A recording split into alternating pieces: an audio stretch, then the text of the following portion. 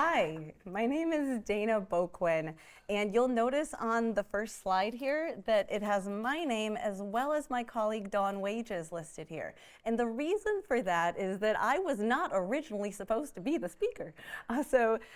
Dawn is the person who initially submitted the abstract and came up with the concept that I'm going to be walking through, and I have tried my best to kind of adapt it to the way that I would explain it. But I guess all of this is preamble to say that at the end, if you have questions, they may end up being the sort of thing that I pass off to my colleague Dawn. And I don't want to take full credit for this.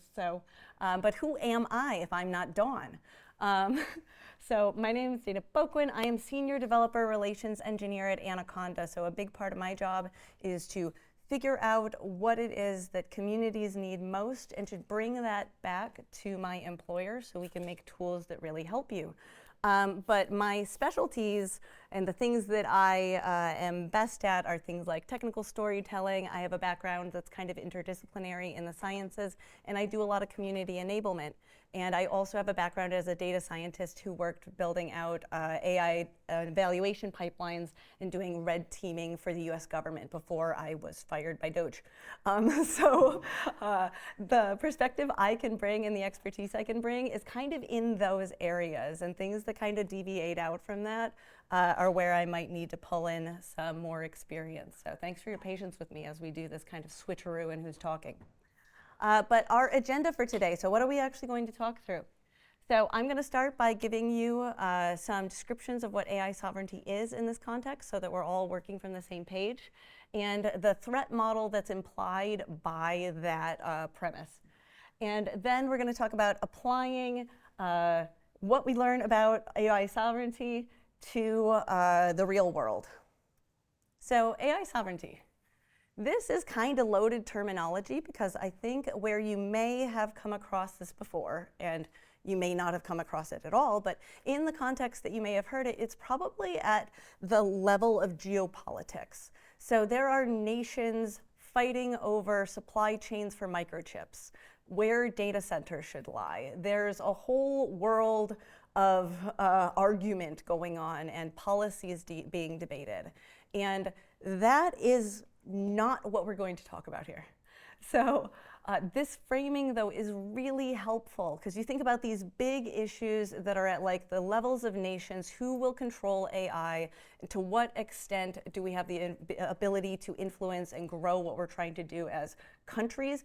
All of those concerns also matter for your projects. So although we are not talking about this at the level of geopolitics, it is directly applicable to the sort of things you're building, the same kind of concerns. And the title of this talk has Build Your Castle, Dig Your Moat. And so my way of explaining AI sovereignty further, to say first what it's not that we're talking about, is to give you a bit of an extended conceit. So bear with me here. But a castle, picture a castle. And a castle is not just a building. So when you think of a castle, the next word you think of is not building. You might think fortress or something like that. And the reason why you think that is that a castle is not a building. It is an entire system of control. So everything inside its walls, you know who built it, the materials that went into it, who enters and exits, and you can see everything happening within it. When you are the sovereign of the castle, you don't just own a building, you govern it in a really tangible way. And the moat metaphor, where does the moat come in? So when we're talking about the moat, this is something that is protective. So it is not meant to stop you from doing things. So when we're talking about the interventions you can put into place so that you can try to maintain AI sovereignty, we are talking about things that are not intended to really stymie what you're capable of doing, but they're meant to be put in place to prevent things from happening to you. So I think sometimes when you hear about AI sovereignty, or I guess some of the steps you can take to become more sovereign, it's very easy to feel like you're just restricting.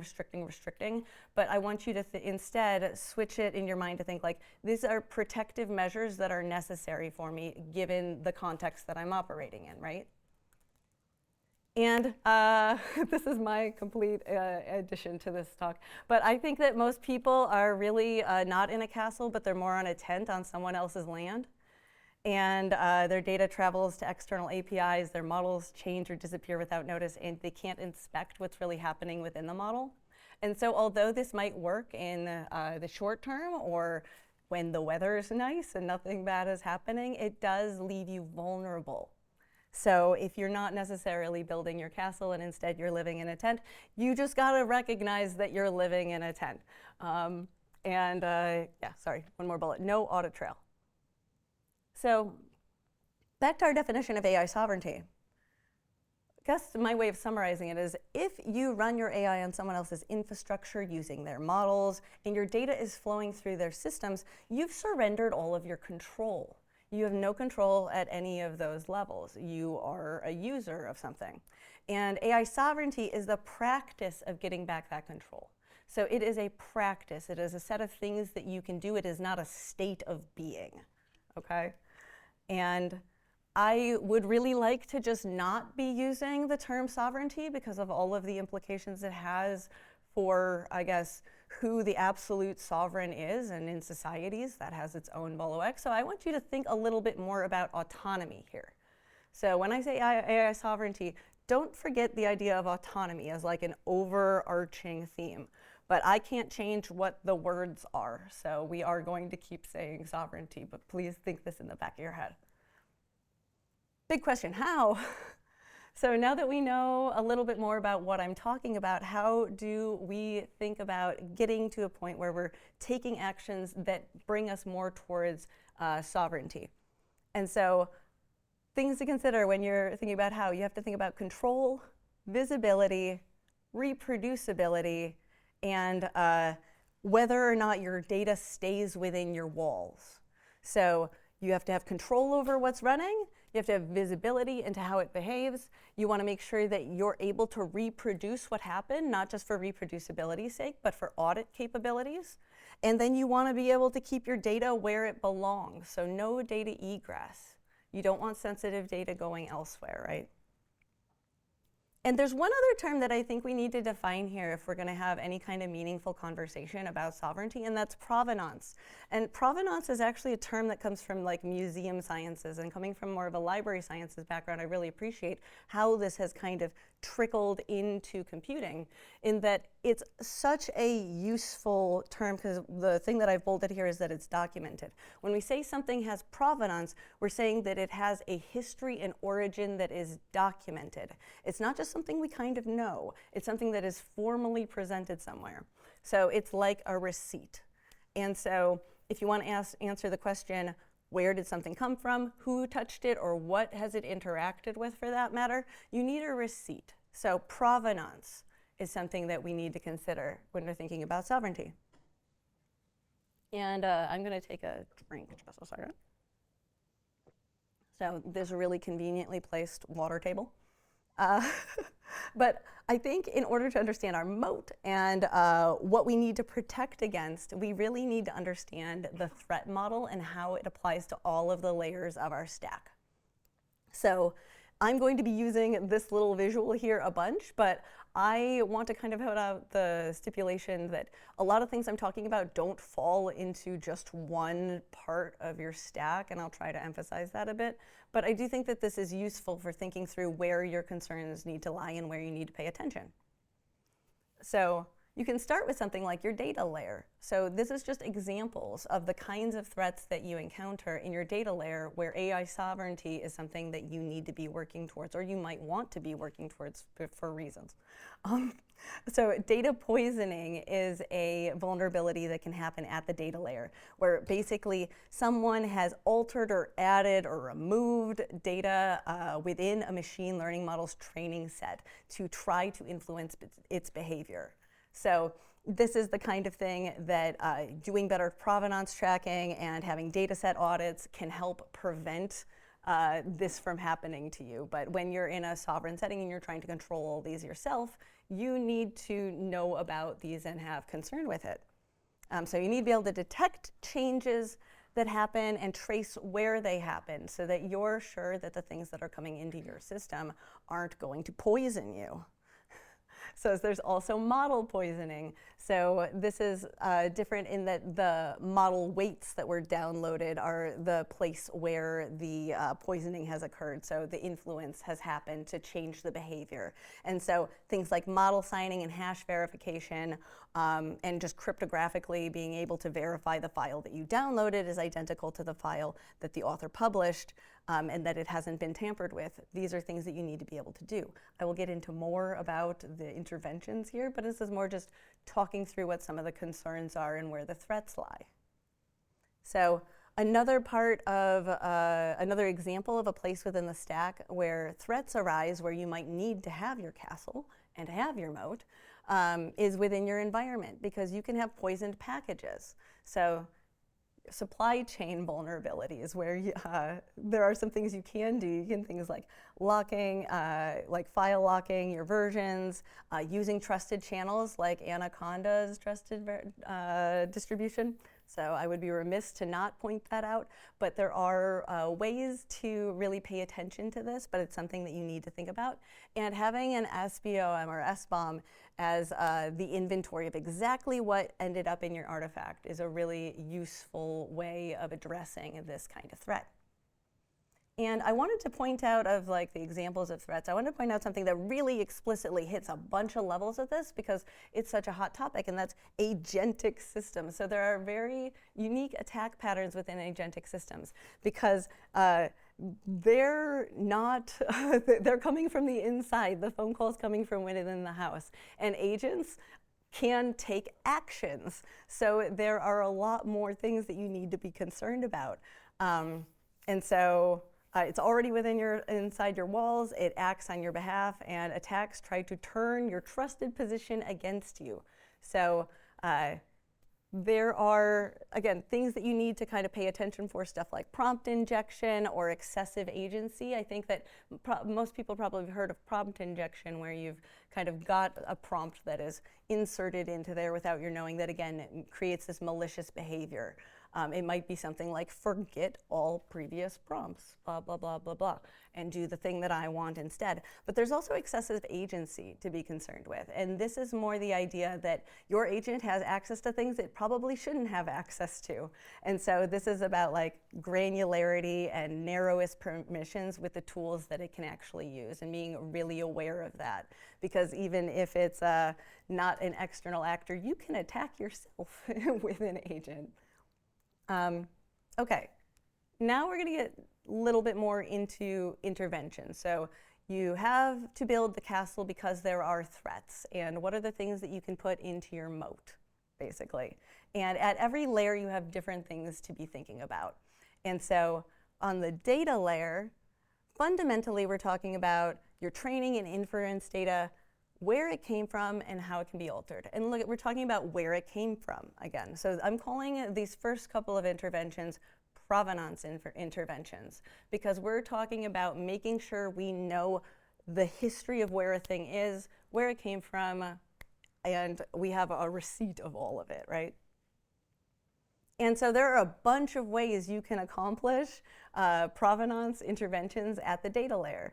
So simple things as like Git-based versioning can be really helpful for your data sets and your models, but also using tools that provide like a comprehensive data lineage. So I've got just a couple of examples up here that are all open formats that can be self-hosted, things like Delta Lake, Apache Iceberg, Apache Houdini, and that they're all tools that provide really comprehensive data lineage, and they're something that you could run on your own. There's also, I encourage you, if you haven't checked out the Data Provenance Initiative, this is a group that's building tooling that traces dataset provenance to its original source with associated licenses and creators, and a really interesting project there.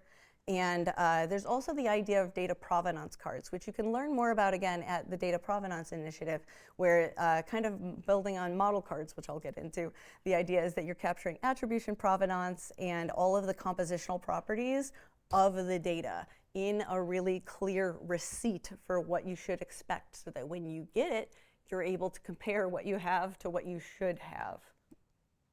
And there's also always cryptographically signing the data so that you're sure that the fingerprint matches. So getting into the model layer, what we're concerned about here with provenance interventions is verifying that the model you're running is actually the one that you should be running and it hasn't been altered in some way.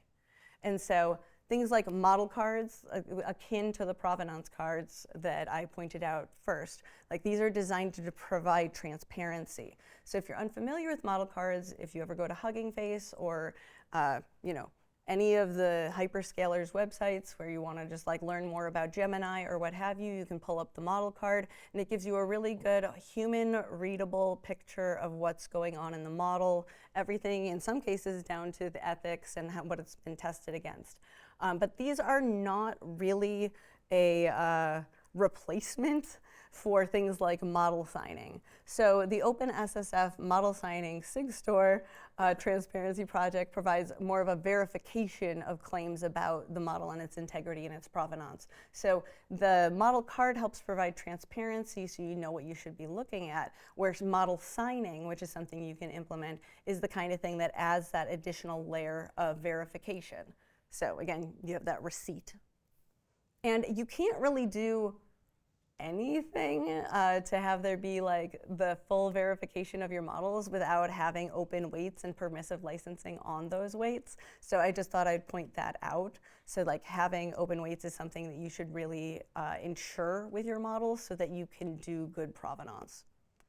And then Dawn had kind of listed that we could point out the Cloud Sovereignty Framework and Self-Assessment tool from Suciles. So this is a tool that helps map organizations, kind of scale them from 1 to 5 on how fully sovereign or minimally sovereign their work is at that state and weight the risk across these sovereignty objectives. So this is kind of just like a toolkit that you can use to kind of start assessing where are you on the scale of sovereignty. And so there's a couple of projects that I've kind of dropped here and that Dawn had initially wanted to point out. And so I encourage you, if you have not really thought much about sovereignty and model provenance, take some pictures, but there's a couple of different groups that are working at this from different angles to try to make it so when you get your model, it is what you are able to confirm that it is what you think it should be and that it has not been tampered with. So, forgive me. Provenance interventions, the things that I've been talking about in this kind of like high-level way, all we're really getting at is that you need to be able to, within specific moments in your pipeline, not just at the end of a process, you need to be able to confirm along the way that what you have is what you ought to have and that it is in a state that you're comfortable with. And so we have a standard pipeline where we've got data, tokens, embeddings, transformer layers, and all of these things at all points here, we're able to think about provenance and have there be interventions so that we can actually ensure our AI sovereignty. And I've kind of put this whole bracket around here saying that this is all a space for artifact registration, that creating of receipts so that we can show the provenance. And so this is true for the data set that you use for pre-processing. It's true of your embeddings if they're a reusable asset, if they are something that's reusable. It's good for at the training and evaluation stage and at the deployment stage. And I said that this isn't something that you just take issue with and concern yourself with at the end of your pipeline. You don't go back and try to figure out what's been happening, but that this is done in an automated and embedded way. So we're talking about CI/CD. You want to make sure that as you're building these things out, things like GitHub Actions help implement tools that help ensure your AI sovereignty. So not retrospective. And there are other interventions that are not necessarily strictly provenance interventions. So we've talked through a few of these things at these different levels where we're talking more about the origins and being able to trace things back, that data lineage example. But you also have to think about your runtime. So choosing a runtime isn't just a performance decision, it really is a trust boundary decision. So when you call or extend an API, you've made a sovereignty choice. And when you run Ollama locally, you've made a very different choice. So thinking about AI sovereignty in the context of selecting a runtime is a really valuable thing to do. It's a lens you should place on this. And there are a couple of different ways to approach your runtime. So there's the fully air-gapped, most sovereign runtime available, where you've really fully contained from start to finish, nothing leaves. This is all on your machine. And so that has its own set of requirements to get there, and it has its own set of limitations to take into consideration. You also have this production level multi-user high throughput situation where you want to be able to have like an AI gateway in front of your model, and you don't want to have to sacrifice things here. But this is a more difficult degree of sovereignty to maintain because it is not nearly as locked down. And then there's the resource constraint situation, the very realistic situation where you don't have many options and you're running something on your laptop. But quantized models running on a laptop are genuinely capable of a lot.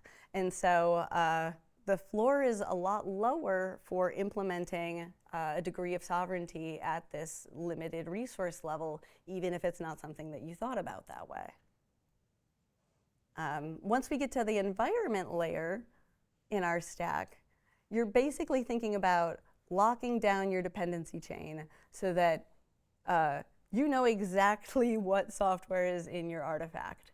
And so, again, it's kind of provenance, but it goes beyond that, because you have to start thinking about implementing things like dependency hashes, fingerprints to prove where your package was installed, and thinking again about those trusted channels. So those are interventions that you can put in place to help lock things down. And S-bombs or AI bombs, so expanding the idea of there being this complete inventory of everything inside your artifact so you can answer exactly where it came from. So tools that provide AI bombs and S-bombs are really valuable when it comes to trying to implement sovereign practices. So you also want to think about reproducible builds. So if you want to be able to audit something comprehensively, you want to be able to guarantee that you run the same build process twice, you're going to get the same result. And so that will make your environment much more auditable. And air-gapped mirrors are another thing to consider. So a local copy of a package your environment depends on, so that your build process doesn't have external dependencies, even if you are relying on an external package. So those are all just different ways that you can think about sovereignty in your environment or trying to implement more sovereign practices in your environment. We also have our evaluation layer. So evaluation, this is where we want to have a documented, repeatable process for testing your model before and after it's been deployed. So evaluation, I think sometimes when we hear evaluation, we're thinking more about benchmarks. I am not talking about benchmarks. Benchmarks do matter, but we're talking about more the complete process, being able to encapsulate the complete evaluation process. And so using a repeatable evaluation framework lets you do things like detect when your model's behavior has changed. So I personally did a lot of work with prompt foo. So if you've never used something like prompt foo, it's an open source red teaming suite that lets you do really comprehensive evaluation so that you can check your models against different types of inputs, and you can use different scenarios and ways of attaching prompts and things like that. You really can do full experimentation with it, and it gives you that full auditability. You also want to look into evaluation cards. These are a relatively new idea. So there is something called, I'm just going to skip to this slide. The Eval Coalition is a group that is working on developing out evaluation cards. So we have model cards, these things that describe the models. Increasingly, there's the idea of provenance cards that'll help us track back that whole timeline for where our stuff came from. And eval is looking into creating evaluation cards, so complete transparency around the evaluation that's been done, so that if you need to go through an audit what happened, you know what's already coming into you with your model. And you also have, so the need to do end-to-end experiments. So tracking the full chain from data set to deployment, and so you can reproduce not just the model, but the conditions that produced it as well. So you can do that kind of thing with prompt foo, but also with something like deep eval as well. So these are some projects that I really encourage you to keep an eye on, I guess, as you're thinking about how to go about implementing more sovereign practices in your pipelines. So. And then we've got our last layer here in our cake, and this is the integration layer. And so what crosses a boundary between your system and the outside world? You have, again, some things to consider here. So you could have an AI gateway, like a control point for everything that crosses the boundary between your system and the outside world, and you can enforce routing and limiting without touching your model. So the AI gateway is one approach here. You also have an integration option that is working with an MCP.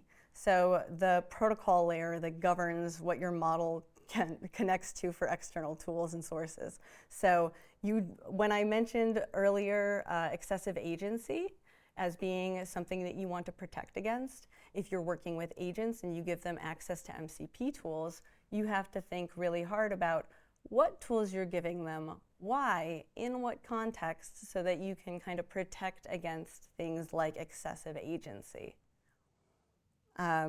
And the last one I have on here is just observability as something that you should keep in mind when you're thinking about integrations. So having a continuous record of what your system sent, received, and did is the only way to detect this exfiltration, prompt injection, unexpected behaviors after the fact. Keeping observability in mind as you're setting up your sovereign environment is something you need to think about. So, all of that said, the big takeaway for me is that sustainable autonomy is done through deliberate ownership. So it's very easy to move through your development process without taking many of these things into consideration. You sort of assume that the tools that you're using are kind of doing all this stuff for you. But if you want to take back that control of your castle, you need to have more deliberate ownership. And so AI sovereignty does not mean buying a data center or unplugging from the internet. And it does not mean that it does not mean that you're just going to lock everything down. It means taking really thoughtful steps, assessing what the threats are, and thinking about where in your stack you can implement tools to help mitigate those threats. And knowing what's running, being able to prove it, and being able to reproduce it. So the nice thing about all of this is that you can start now with just what's on your laptop. You really don't have to go out and build something completely from scratch. And so this is kind of the self-hosted reality check diagram. So Dawn, when she created this, I think that she was trying to make it so we could think through the most common options you might have available to you. So this is not intended to be comprehensive in any way, but this is a nice way of thinking through at what life cycle stage are we at? So what are we trying to do with our model, not just like the layer that it is in? What are we trying to do? And what kind of hardware do we have available to us so that we can implement these things on our own locally? And so if you look at like, I have a basic laptop, I am probably not going to be able to do fine-tuning like a 7 billion parameter model like on that pretty effectively. But I am going to have really strong abilities when it comes to data provenance, getting my versioning down, having SBOMs, locking down my environments, making sure my whole supply chain is really solid, that's something that you can do even if you just have a very basic laptop. You've got sort of these in-between modes. You can see, like, if you're on an M series chip with a Mac, you might have a little bit more capability here. But I guess, like, the big takeaway is that you can do a lot with what you're just starting with, right? So no matter where you are in this diagram, there are things that you can do to try to take back some of that control. And so, getting started. What are the big things that you can be considering when you're just getting started here? And step one, if you're thinking about just supply chain security, making sure that we're getting that baseline moat in place, what are the things that you can start with? One of them is just ensuring provenance. So thinking about those potential provenance interventions, things like making sure there's a receipt basically for everything, and figuring out where something came from and who touched it. You can start implementing those sorts of practices right at the start here. You can also start making sure that you have cryptographic signatures in place where they're available within your tool chain, so that you have this like seal, this tamper evidence seal, to prove that what you're running is what you thought you were running, and there hasn't been any intermediary steps. You can also look at SBOMs and AI bombs, so like that bill of materials that can be really great, just full listing of everything that you're supposed to have for auditability, for reproducibility. Those are things that you can implement now. And having reproducible environments. So if you want to be able to backtrack anything and see what's been going on inside something, you need to be able to reproduce it. And so the floor of the castle is how Dawn phrased it. And the idea is that every other sovereign control sits on top of having a fully reproducible environment. So that might be something like lock files. Some things are pretty easy to implement, they're pretty basic. But keeping reproducibility in mind as a priority, just for full stop. And the thing to take away is that none of these require a GPU server, a budget, a security team.